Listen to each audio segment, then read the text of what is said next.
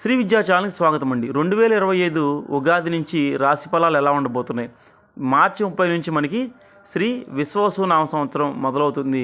ఈ సంవత్సరంలో కర్కాటక రాశి వారికి ఆదాయం 8, ఖర్చు చాలా తగ్గిందండి 2, రాజపూజ్యం 7 అంటే గౌరవం పెరుగుతుంది, అవమానం 3 అంటే సంఘంలో మంచి పేరు ప్రఖ్యాతలు పెరుగుతాయి.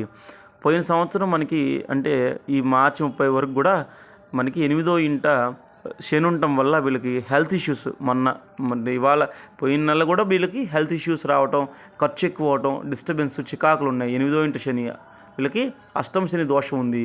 ఇప్పుడు కర్కాటక రాశి వారికి అష్టమ శని దోషం పోయి కొంచెం హెల్త్ సెట్ అయ్యి కొంచెం మనశ్శాంతిగా ఉండటం వీళ్ళకి చెప్పబడినటువంటి శుభపరిణామం. అలానే ఈ సంవత్సరం ఏప్రిల్ 17 నుంచి వీరికి 9వ ఇంట శని మీనరాశిలో ఉంటాడు.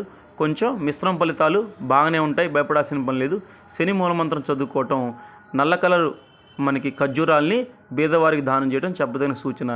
అలానే రాహువు కేతువు వీరికి మే 16 నుంచి అష్టమ రాహువు 2వ ఇంట కేతు ఉంటాడు.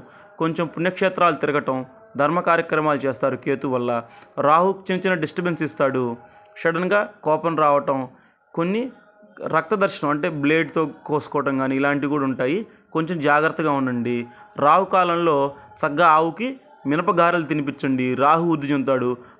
రాహు యొక్క మూలమంత్రాన్ని పెడతాను, అది కూడా ఫాలో అవ్వండి. అలానే గురు సంచారం వీళ్ళకి మే 9 నుంచి వ్యయంలో ఉంటుంది, అంటే శుభవ్యయం చేయిస్తాడు. 12వ ఇంట శుభవ్యయం చేద్దాం అంటే కార్లు, ఇల్లు, ఫ్లాట్లు తీసుకోవటం, ఏదైనా గోల్డ్ కొనటం, అలా శుభ్రంగా జరుగుతాయి. జాబ్లో వాళ్ళు మంచిగా రాణిస్తారు, వృత్తి వ్యాపారాలు కూడా రాణిస్తారు. కానీ నేను చెప్పినట్టు శని స్తోత్రము, రాహు స్తోత్రము, గురు స్తోత్రాలు చదువుకొని కిందిచ్చిన మంత్రాలు ఫాలో అయితే ఈ సంవత్సరం అంతా వీళ్ళకి పట్టిందల్లా బంగారం అవుతుంది. సబ్స్క్రైబ్ చేయండి, అందరికీ షేర్ చేయండి ఫ్రెండ్స్.